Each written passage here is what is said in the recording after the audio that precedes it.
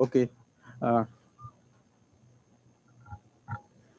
Good morning to all. So, welcome to day two, lecture three of this Gyan course on microfabrication technique and device integration, principle, process, and application. Today's topic is properties of material for MEMS. So, with this introduction, I welcome the expert to deliver his lecture. Thank you very much, the chairperson. And today, very good morning. Today, I would like to continue our course on the MEMS, microfabrication and integration. So today's topic will be properties of material for MEMS. As we know that MEMS has a different characteristic where at the small scale it behaves differently.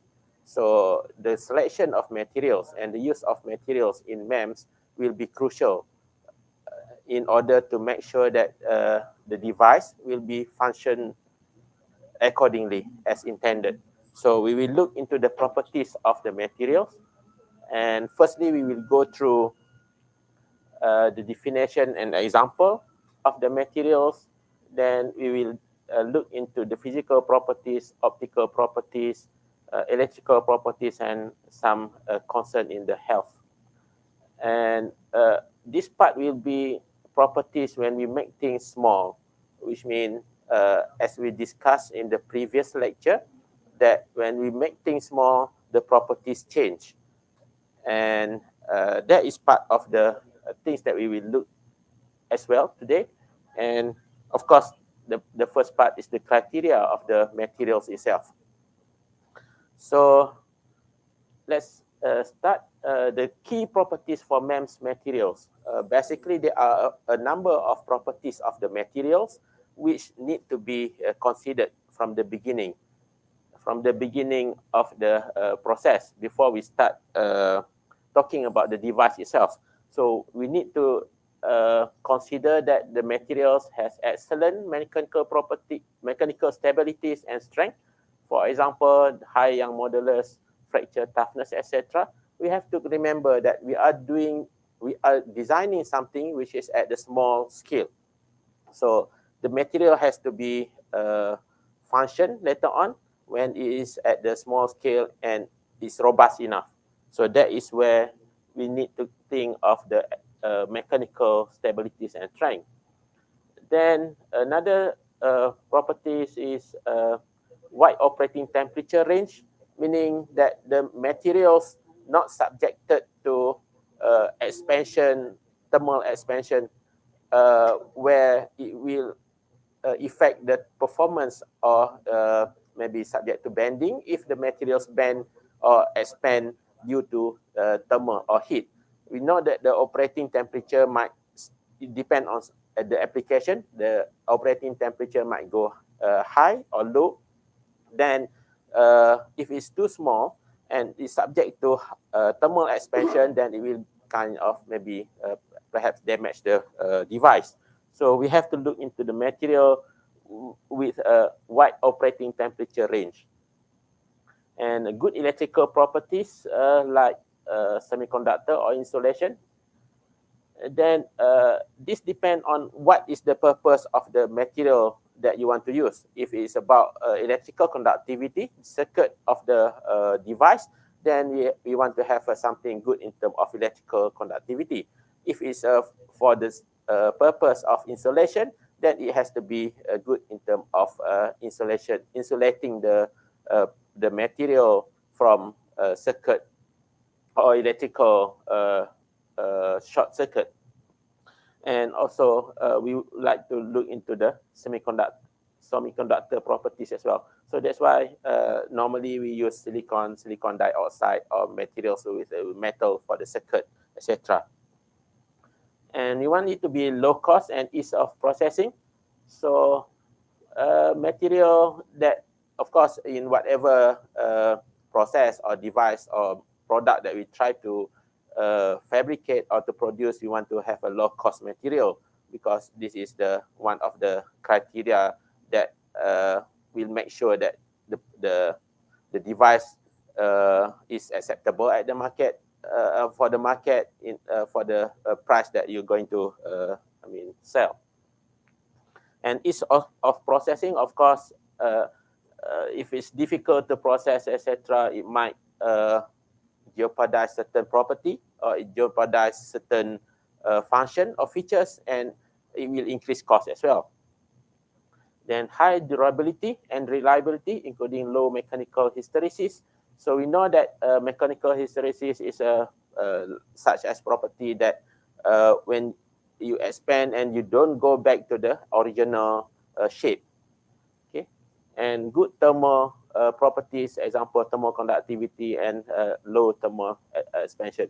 So in MEMS, we try to have materials that can disperse heat quite fast, for example, or it can prevent expansion of the material, as I mentioned before. So with regard of the properties that I mentioned before, so now in MEMS, normally we use silicon as the base material or base structure, because silicon has good at the properties that I mentioned before: semiconductivity, mechanical stability, then and integration potential. And of course, if we remember that in the first lecture, we have mentioned about the origin of this MEMS or micro fabrication process was originated from the semiconductor process. Basically, in semiconductor, it's based on the silicon, or for IC design, etc. So that's why the expansion or extension of this process for the structural design, etc., is based on silicon, and it is found that is very compatible and good materials as to be used in the MEMS devices. Then we have a polymer material, which is for the processing of the fabrication of the device itself, as well as the coating, etc. The polymer materials are also good materials with low weight, with this flexibility, and also lower cost. So we look back at the mechanical properties. What is the concern in terms of the use of mechanical properties here is the Young modulus. Higher modulus is desirable for mechanical stability, with silicon having a modulus similar to steel but much lighter. That is the advantage of using silicon. It's a lightweight, but at the same time is as good as metal, as steel, in terms of the Young modulus. And in terms of strength, a material must withstand applied forces without breaking, especially important for device subjected to significant stress. Then we have mechanical stability and hysteresis. Materials should be dimensionally stable and have minimal or no mechanical hysteresis, meaning they are returned to their original shape after deformation. So I've mentioned before, is if the material subjected to stress or subjected to heat, temperature, the expansion or the deformation of the material will have no hysteresis, meaning to say, if you expand it or you deform it, it will go back to the original shape or the original position. So it doesn't go less or beyond the original shape or dimension. So fracture toughness, a critical property for avoiding crack propagation and ensuring device reliability and lifespan. Then we look into thermal properties of the material. Thermal conductivity, important for managing heat in the device. We know that if you have some circuit or you in the environment of operation with heat, then you need to make sure that your device or the heat will be dispersed uh, fast and do not affect the other performance. And coefficient of thermal expansion, a low expansion of a coefficient is crucial to prevent mechanical stress and failure during temperature changes. We know that many materials, especially metals, when you subject to temperature, it will expand. So this expansion basically is not good in terms of, because we know that micro device is very small and the gap or the things for the clearance is very small. So we don't want to have additional stress to the systems, then it will affect the performance as well. So to have a material with a low thermal coefficient is very important. And operating temperature range, materials should maintain performance and stability across wide range of temperature, as the piezoelectric effect, for example, is temperature independent. So to make sure that material is, can operate if it is a low temperature or high temperature, to make sure that everything is, operationable. Then we look into the electrical and electronic properties of the material. So semiconductivity, silicon inherent semiconducting properties allow for the integration of electronic components on the same substrate, which is ideal for signal transduction. So we know that with the use of silicon, you can dope the silicons to make sure that it become conducting or it become non-conducting. So you know that at a certain threshold, you can make it conducting. With the band gap of the materials itself. So you can have the circuit to be designed on this material, etc. So it is not just about material that for the sake of structural, but it's also for the electrical purpose as well. So electrical insulation, some materials like silicon dioxide are used as insulators to protect device and prevent unwanted current leakage. So we know that for silicon dioxide, we can just form the silicon dioxide on the silicon itself. So it's a kind of a process that you just react the silicon surface with oxygen. Then you get a layer of silicon dioxide. So that is where it's very easy in a way, because you don't need additional materials to be insulator.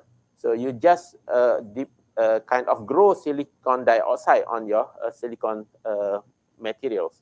So that is to make it into insulator, because for the device itself, you want the device to be have electrical circuit. So of course, the silicon is material with a semiconductor property. Then you have to have a insulator in order to make sure that the circuit does not affect, or short circuit does not happen when you have your metals on top of the silicon, where you have a layer of silicon dioxide. Then piezoresistive and piezoelectric properties, for example, materials that generate or change electrical properties in response to mechanical stress are essential for sensors. So part of the materials for silicon, MEMS is piezoresistive and piezoelectric property. So for the actuation purpose, then you try to integrate the materials into the system so that you can get actuation, or kind of sometimes you say as a motor or things to move the subject. And other important properties, cost and availability. Of course, I've mentioned a little bit on this. Materials like silicon are chosen for their low cost and widely available. And processability, materials should be easily shaped and processed using techniques like etching. Etching is a removal of materials, deposition, and doping to create micro and nanoscale structure. And reliability and durability, materials must be extremely reliable and durable to withstand billions of movement or operation over their lifespan without failure. So biocompatibility for biomedical application. So because now it's not just about MEMS, we have bio-MEMS, for example. So it's when the material in operation subject to bio uh, materials, so how it can perform or how it will affect the performance, etc. So that is why we have to look into biocompatibility as well. So what I've mentioned before, actually part of the properties of these materials, silicon compound, polymers, and metals. So the criteria, as mentioned, let's say you have a robust compatibility, etc. So it doesn't suit just for one materials, but it's in general of the materials required for MEMS. Then these are the common materials that used for MEMS.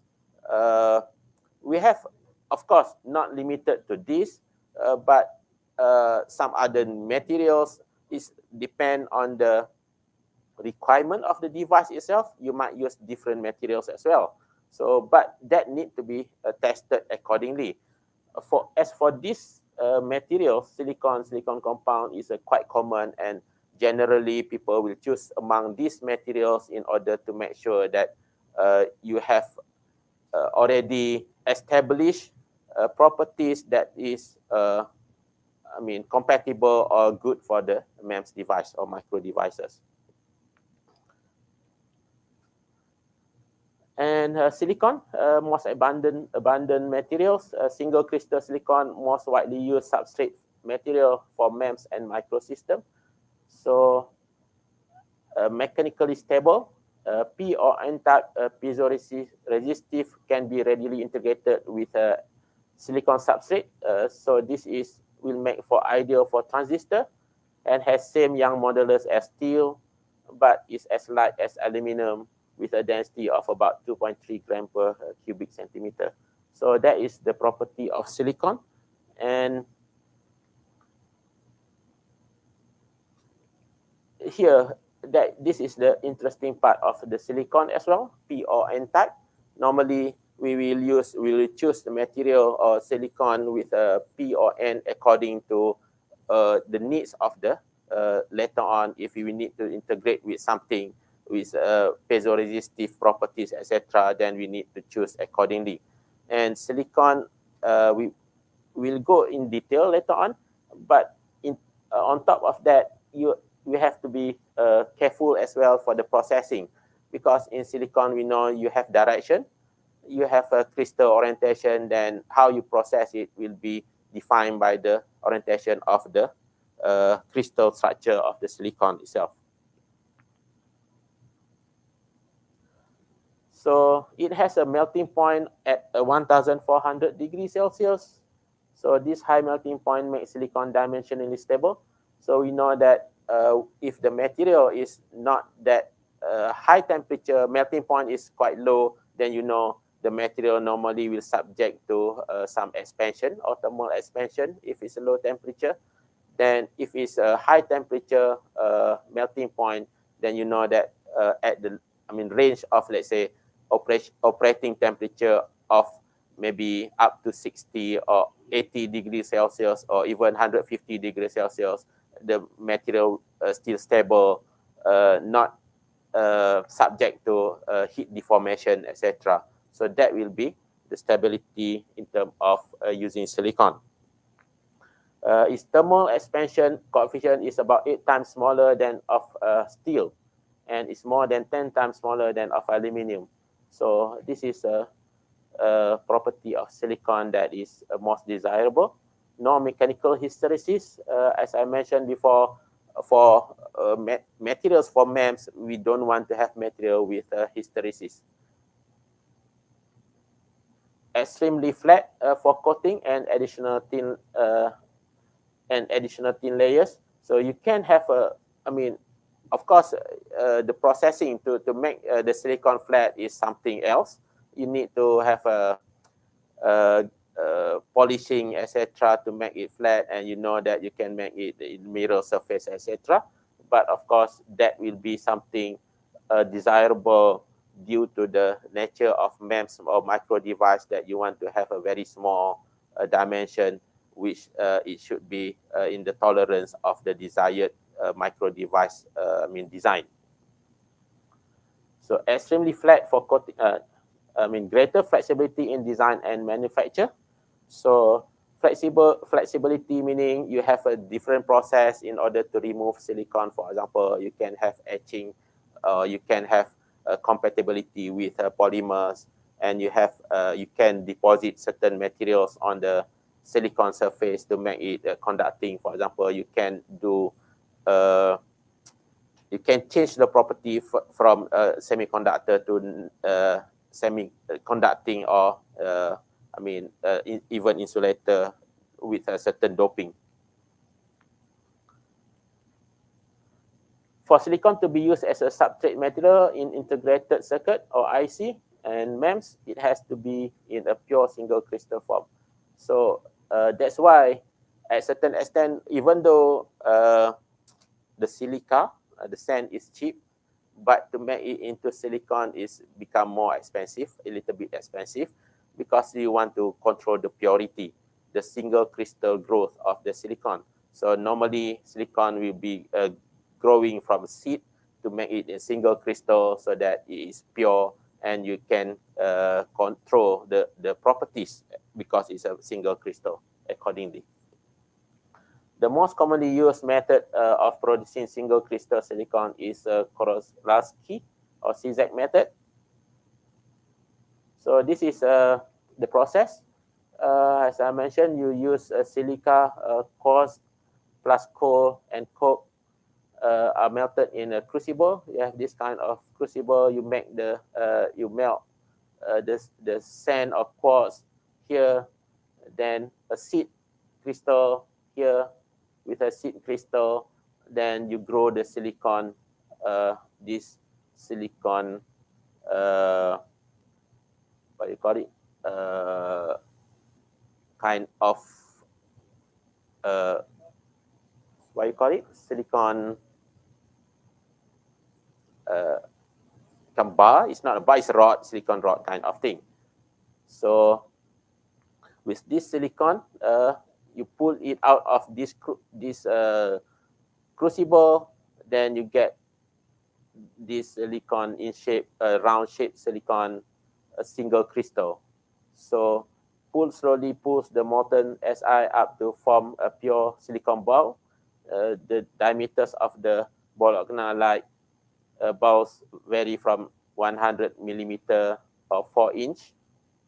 This is a kind of previously with a small diameter, then up to 300 millimeter of 12-inch in diameters.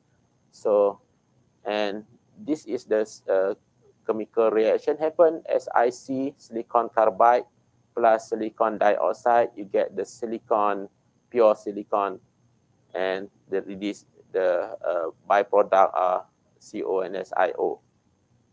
So basically, the challenge here, just a little bit on the process itself, to get a high diameter or bigger diameter silicon is a challenge process, because it will be very heavy. So for you to pull up is a kind of setup which require a lot of work to have this kind of shape with a large dimension, large diameter. So it will be very heavy process. Then you want to control the purity as well. To control the purity when you grow silicon is also a difficult process. That's why it's in a controlled environment, and it's a very slow process to produce silicon. So pure silicon balls of a 300 millimeter diameter and 30 feet. This is the length, 30 feet long, can weigh up to 400 kg. So it's a very heavy. These balls are sliced into thin disc wafers using diamond saw. So you slice it into this kind of shape, and standard size of wafer 100 or 4 inch up to 12 inch. But of course, why is it people want to have a bigger dimension? Because the process itself in IC design, uh, we are aware that in IC design it's a batch processing. So let's say this is a small dimension, 4 inch perhaps, and this might be 8 inch. So the 4 inch, one pass process, you can maybe put, let's say, a 10 chip, okay, with a, I mean, because it's a batch processing, meaning you have a few chips designed, then you slice, you take out the chip and package it. But in this bigger size, you can put more number of units, okay, for one go of process. So that will reduce the cost basically. So that is one of the reason that you want to have bigger dimension of wafer in order to have a batch processing more efficiently. Then you can reduce the uh, time for production and reduce the cost as well. So the single crystal silicon. So if you are, I mean, this is not that, I mean, visible, but here you can see that a cutting. So this basically every silicon will have this kind of marking. Actually, it's a marking to show that the orientation of the silicon. So once you see this, you know that the orientation is 100 for this side because silicon has the orientation of its crystal. So single silicon crystal are basically phase cubic center of FCC structure. The crystal structure of a typical FCC crystal is in this diagram, in this figure. So you can see that it has arrangement of atom in this way of FCC. So the lattice is very important. I mean, for electronic properties. So single crystal silicon, however, has a 4 extra atom in the interior. The situation is like a merge of FCC crystal together as shown here. So you have this kind of orientation of a crystal where it shares at the middle. So merged crystal structure. So total atom in a single crystal is 18. So there are three principal silicon compound used. I mean, that is about silicon, and next is on the silicon compound. So I have been mentioning about silicon dioxide as well, I mean, before previously. So silicon dioxide is a silicon compound. So silicon is the base or the substrate materials for structural design of the MEMS process or microsystem. But of course, the use of silicon compound is for different purpose, not normally not for structural, but for, let's say, insulator or silicon carbide, of course, for semiconductor properties, etc., and silicon nitride as well. Each has distinct characteristic and unique application. Then you have a polycrystalline silicon as well. Polycrystalline, I mean, as for the names, it's not single crystal, it's with a multiple crystal structure. So it is least expensive material for the silicon dioxide to offer good thermal and electrical insulation. So I keep mentioning about silicon dioxide for electrical insulation. So also use a low-cost material for mask in microfabrication processes such as etching, deposition, and diffusion. So we know that silicon and silicon dioxide holds different properties. So silicon can be etched by, I can't remember exactly. For example, if silicon can be etched by hydrochloric, for example, then silicon dioxide is not. So that's why it says here that it can act as a mask. Mask meaning to protect the silicon from being etched or being removed or being attacked by certain chemical. So the use of silicon dioxide can be used as mask as well. And used as sacrificial material in surface micromachining. And above all, it is very easy to produce. I've mentioned before as well that by dry heating of silicon, you have a silicon, then you flow oxygen, and the reaction on the surface of the oxygen of the silicon with oxygen, you can grow basically silicon dioxide by oxide silicon in wet steam. So you have silicon you heat up as well, then with water vapor or steam, you go pass through the silicon in a furnace, for example, then you can get silicon dioxide as well. So these two processes are kind of common process for you to grow silicon dioxide on the silicon surface.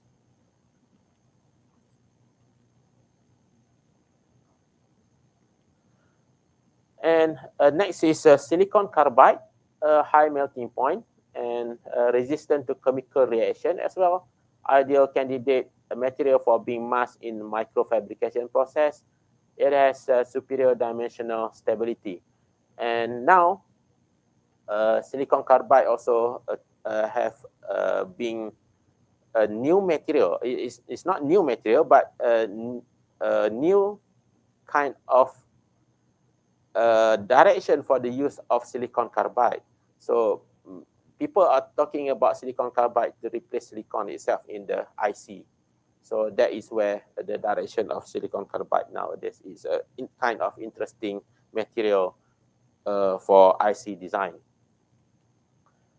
And next is silicon nitride, produced by chemical reaction, as shown here. You can get silicon nitride used as excellent barrier to diffusion to water and ions, and is ultra strong resistant to oxidation, and many etchants make it a superior material for mask in deep etching. So deep etching is a process that you try to uh, bombard ion of gas in order for you to remove a material or to create a structural material, structural form. Then silicon nitride can be used as the mask as well, and also used as high strength electric insulator. So a part of uh, insulation material, I mean for strong resistance to oxidation, is also used for the electric insulator. It's the same material, but with I mean slightly different value in comparison with silicon dioxide. So these are, I mean, the properties of silicon nitride with different process, LPCVD and PECVD process. You can see that you can get deposition. I mean, for this is process parameters.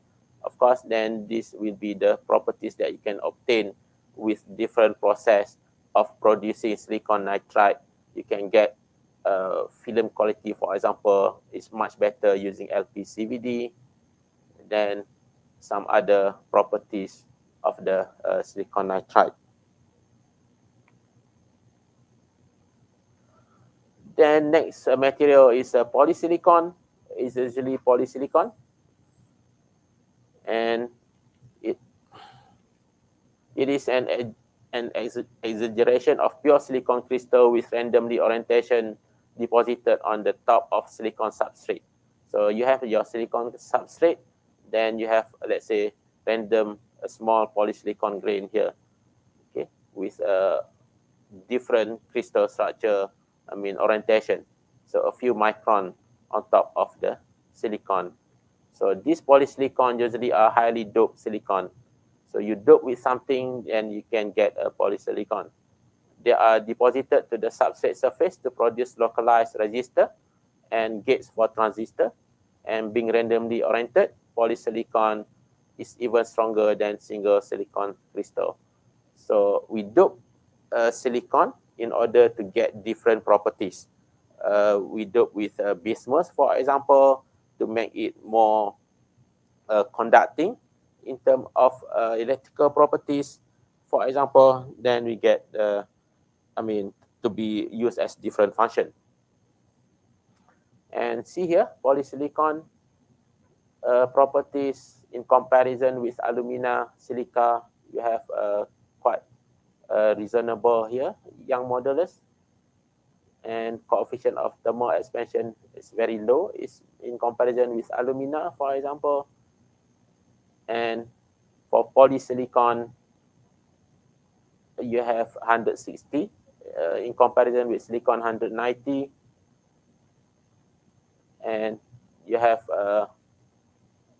with silicon dioxide with different process. This is in thin films. This is substrate, of course.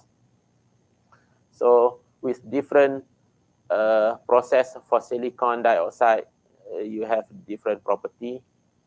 Then you have polyimide. This is polymer, and aluminum 70 in terms of young modulus.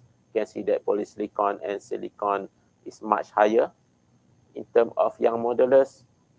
Then coefficient of thermal expansion, you can see here polysilicon 2.8, silicon 2.6, and of course you see this is aluminum 25. So as for metal, thermal expansion is very high. Then you can see that silicon and polysilicon are stable materials with regard of thermal expansion. So that is part of the properties that required for MEMS or micro devices, as I mentioned before. And next material is polymers. Polymer in the process of microfabrication is a very important material for the masking and also for protecting or insulation purpose. And polymers include plastic, adhesive, plexiglass, and lucite. And principal application of polymer in MEMS, currently in biomedical application and adhesive bonding. You want to bond the silicon substrate, for example, you use polymer as substrate in electric conductivity made possible by doping. And a molecular structure of polymer is made up a long chain of organic hydrocarbons molecule, and the molecules can be as long as a few hundred nanometer. And characteristic of polymer, low melting point and poor electric conductivity. So meaning to say, if you want to use as insulator, it will be very good. And thermoplastic and thermoset are common industrial product, and thermoplastic are easier to form into shapes, and thermoset have higher mechanical strength even at temperature up to 350. So this will be dependent on the application that we want the device to have. Then we can choose the polymers accordingly. So polymer are popular materials used for many industrial products for the following advantage: is lightweight, is in processing, low cost of raw materials and process for producing polymers, high corrosion resistant, high electrical resistant, and high flexibility in structures and high dimensional stability. So these are the polymers property that is good for MEMS. I keep mentioning that for masking purpose, you use polymer. So this polymer is a kind of special polymer. We call it a photoresist polymer, are used to produce mask for creating desired pattern on substrate by photolithography technique. We will look into photolithography later on, but this is just a quick introduction to the photoresist polymer, where as for the names appear here, photoresist, so it means that it's react with a photo, with light. So with light, exposure, it will react accordingly, whether it's break the change or it join the chain of the polymer itself. The same photoresist polymer are used to produce the primer with the desirable geometry of the MEMS component in the Liga process. This process will introduce later in the micro manufacturing. Conductive polymer are used as organic substrate for MEMS and microsystem, and the ferroelectric polymers that behave like piezoelectric crystal can be used as the source of actuation in micro devices such as in micro pumping. So in one of the example later on, I will introduce a polymer for piezoelectric. So we can see that how it can behave as a piezoelectric materials as well. So particularly PVDF polymer. So the thin Langmuir blockade films can be used to produce multi-layer microstructures. So polymers with a unique characteristic are used as a coating substance to capillary tubes to facilitate effective electro-osmotic flows in microfluidic. We know that in biomedical devices, you have a microfluidic device, which is quite commonly used for identifying certain biomolecule or biomarker. So use this kind of polymer, and thin polymer films are used as electric insulator. I mentioned before in micro devices and as dielectric substance in microcapacitor. So some polymer you can have a high dielectric and some polymer low dielectric materials, then you can use accordingly. They are widely used for electromagnetic interference and radio frequency interference, shielding the microsystem. So you know that this kind of electromagnetic application and RF radio frequency application is also part of the micro device design, which people, have interest. As I mentioned yesterday, is about increasing the performance of the maybe you know that RF, the radio frequency, you can have a high frequency, etc., with the low small devices. Polymers are ideal materials for encapsulation of microsensors and the packaging of other microsystems. So on top of using it in the process as insulator, etc., it can be also used as the packaging materials for the micro devices. And next is metal. Many metals and alloys are used in the fabrication of MEMS, where they serve as structural, conductive, and sacrificial layer. So this is three general application for metals. And the choice of metal depends on the desired properties for the specific application, such as electrical conductivity, mechanical strength, and corrosion resistance. For example, we use aluminium, and we use gold, nickel, and titanium. For aluminium, a very common metals in MEMS, it is used as a structural layer, a sacrificial layer, and for electrical interconnects due to its high electrical conductivity. I think everyone aware that aluminium has a good electrical conductivity. So the deposition of aluminium on top of the MEMS surface or silicon dioxide surface, etc., is very easy. You can use even evaporation, for example, then you pattern it to make it into a circuit line. Then we have gold, valued for its excellent electrical conductivity and corrosion resistance. It is often used for electrical contacts and interconnects and wire bonding. So gold has a property which is very good when you try to connect with certain other materials, with a solder alloy, for example. So that's why if you see that your bonding pad for interconnects is you have a layer of some other metals, so for example, aluminium or chrome. Then on top of that, they deposit another layer of gold in order to make sure that the bonding is very good, or the connecting with, because you want to connect your circuit with some other component as well. And nickel, known for its high strength and good mechanical properties, making it suitable for structural layers, especially in high aspect ratio process. Liga process, and is often deposited using electroplating. So nickel is very hard material, hard, uh, and it's for structural design, but it's also high density. So for structural design, to use nickel quite common as well. But and I mean, because of the structural design, the deposition of nickel normally, if you want to make it into structural and higher thickness, you do electroplating. So for this, let's say gold, you use different process of deposition, let's say CVD, or you use uh, evaporation, for example. But for nickel, it's quite common to use electroplating. And titanium nitride. Titanium is strong and can be used as a structural layer.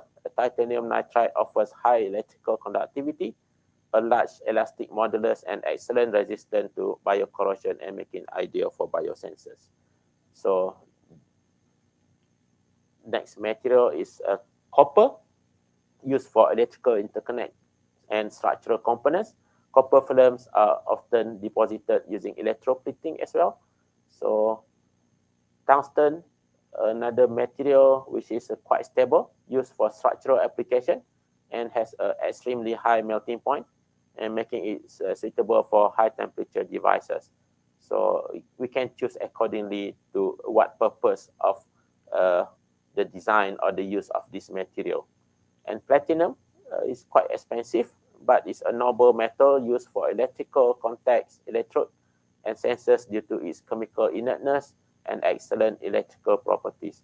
So previously, we talked about gold. Gold also an inert material, so it's same as platinum.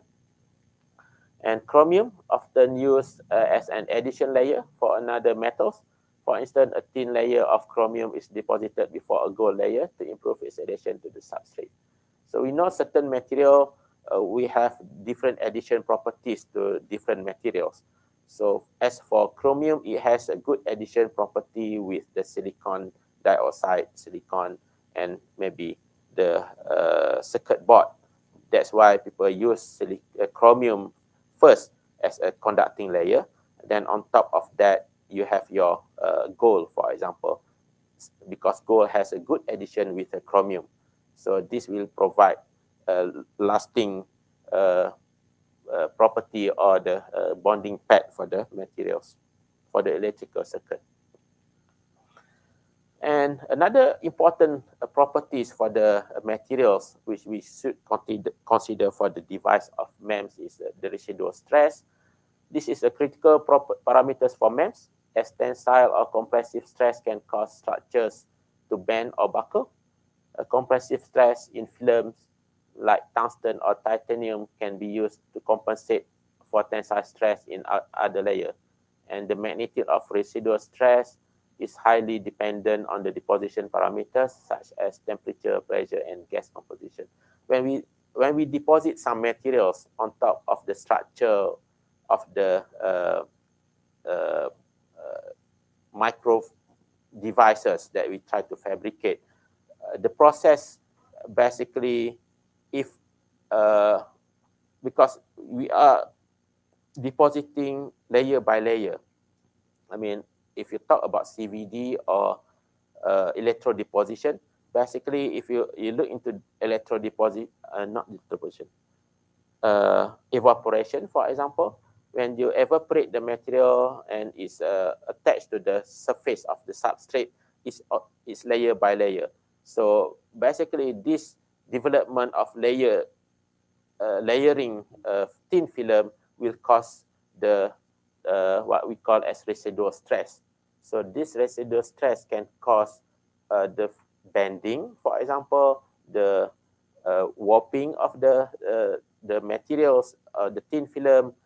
That is why we have to concern about this residual stress in our process.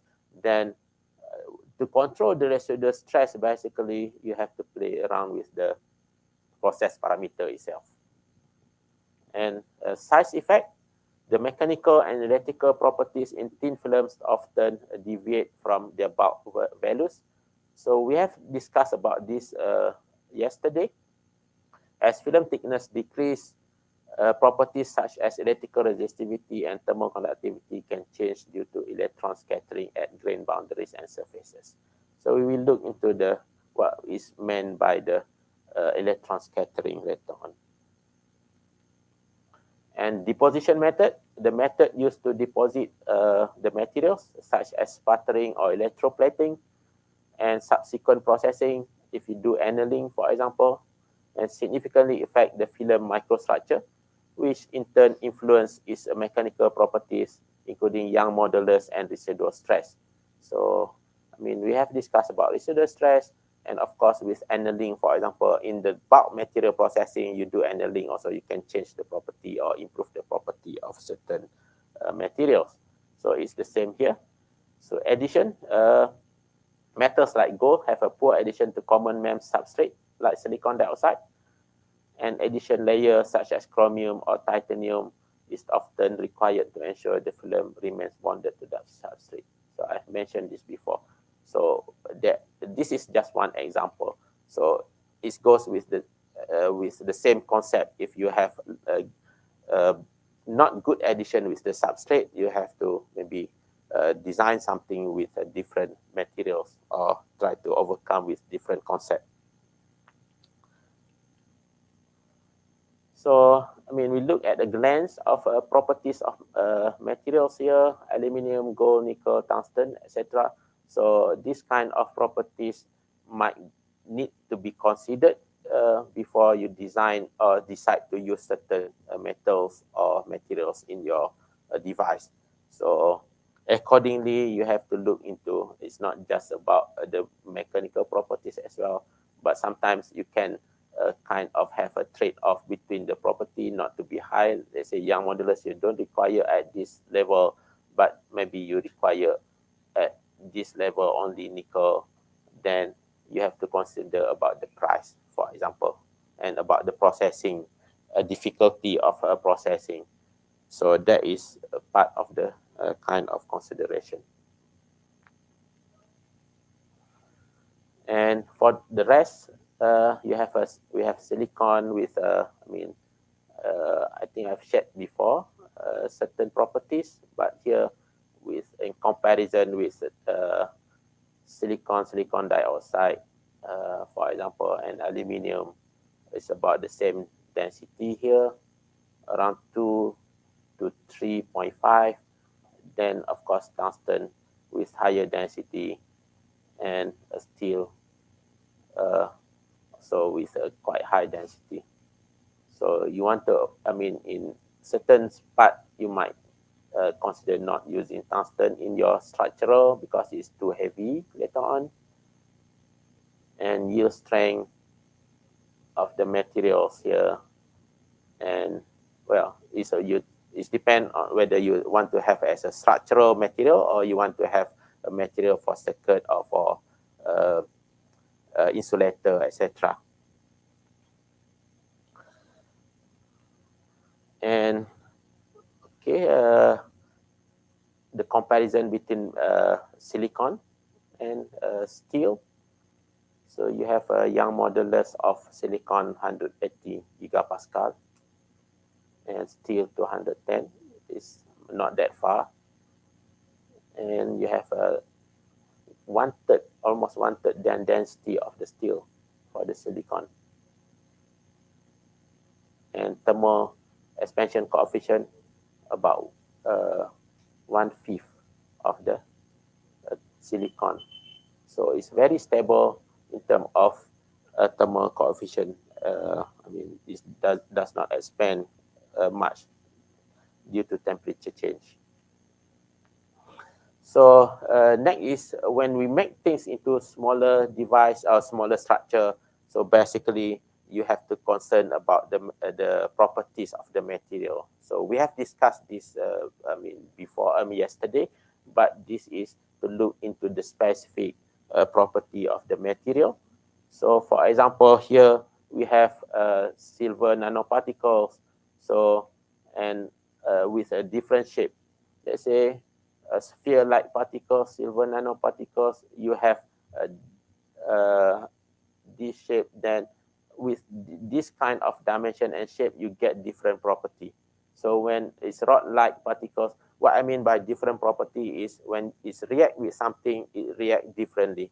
So it might improve the reaction with certain other materials, with biomaterials, for example. So normally people try to grow, uh, let's say, nanoparticles with different shape. You can find a lot of report in a rod shape, for example, in flower shape, nanoparticles, etc. So you can see that with different geometry, it is react differently with external material, or it provide different properties as well. And tube-like silver particle, etc., titanium dioxide nanotube. So you can see here, this is a gold nanoparticle suspended in this liquid. So you know that these are gold, but it's provide different color. So why? Because you have different size of the nanoparticle. So it absorbs different wavelength. Okay. So the absorbent property of the nanoparticle is different, then you get a different uh, color of the nanoparticle of gold. So material properties don't change with size, uh, resistivity, melting point, and optical absorption, but the absorption property of this material change. Material properties such as optical absorption shown here change with the size of the gold nanoparticle. And I'm sorry that this is not correct. Basically, melting point at certain extent, you can get a lower melting point when you make into nanoparticle. So I'm sorry for that statement. Okay, unique characteristic of nanoparticle. When you make into nanoscale, large surface to volume ratio, we have discussed yesterday. High percentage of atom or molecules on the surface, and surface forces are very important, while bulk forces are not as important. So metal nanoparticles have unique light scattering properties and exhibit plasmon resonance. There should be okay, figure here. Semiconductor nanoparticles may exhibit a confined energy state in their electronic band structure and can have a unique chemical and physical properties, and same size scale as many as biological structures. So why is it important here?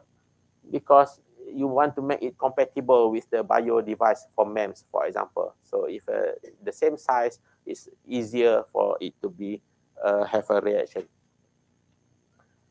And example of unusual properties: lower phase transition temperature, increased mechanical strength, different optical properties, and altered electrical conductivity, magnetic properties, and self-purification and self-perfection. In terms of physical properties of nanoparticle are dependent on size, shape, whether it's sphere, rods, platelets, etc., and composition, and crystal structure, and surface ligand or capping, and the medium in which they are dispersed in liquid, what kind of liquid. So for example here, molecules, nanoparticles, and bulk material can be distinguished by the number of atoms comprising each type of material. So here, number of atom 1 to 10 we consider as molecules, and 100 to 1 million is nanoparticles, and above than that is a bulk. So this is just an approximate number in general. And I think skip this. I think we have discussed this yesterday. I tried to skip a little bit.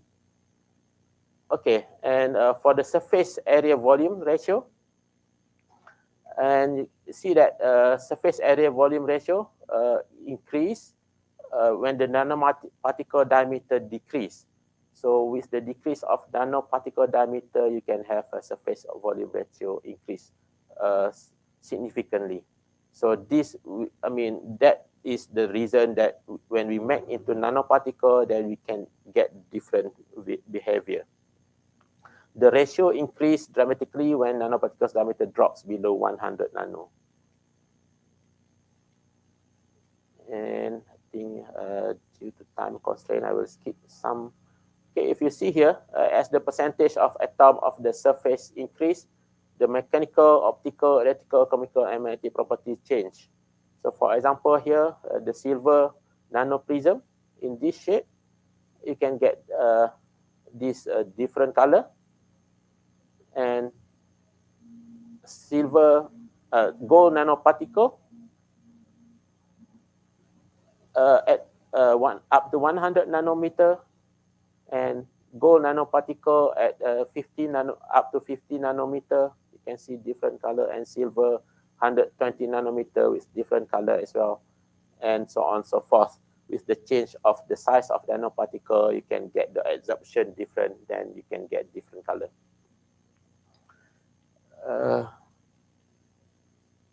I think, is it time already?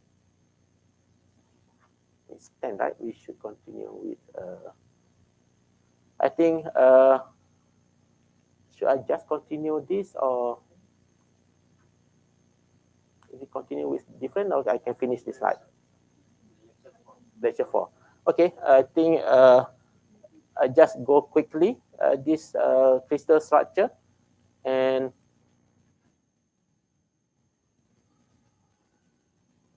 oh,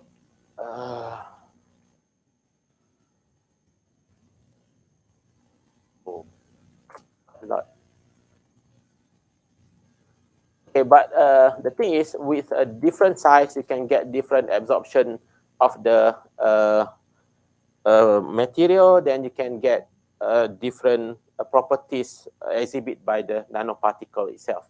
So it's about the optical properties, about the energy level, basically. Then you can have different, for example, here with a different color of emission, with different size of the nanoparticle. The 3 nano to 8 nano, you can get from blue to red of the optical properties. And some electrical properties also change due to the, let's say, this is the bulk size, and this is the nanoparticle nano size, which if we have the electron to move in free mean parts, mean free parts, I mean, and if it's too small, then free mean parts, then you can get the electron to be scattered. So this scattering of electron will somehow affect the electrical property of the material. So whether in elastic scattering or inelastic scattering, inelastic scattering, it might not change that much, almost the same. But in inelastic scattering, it will change the property of the electrical conductivity. Okay, I think that's all for this session. Thank you.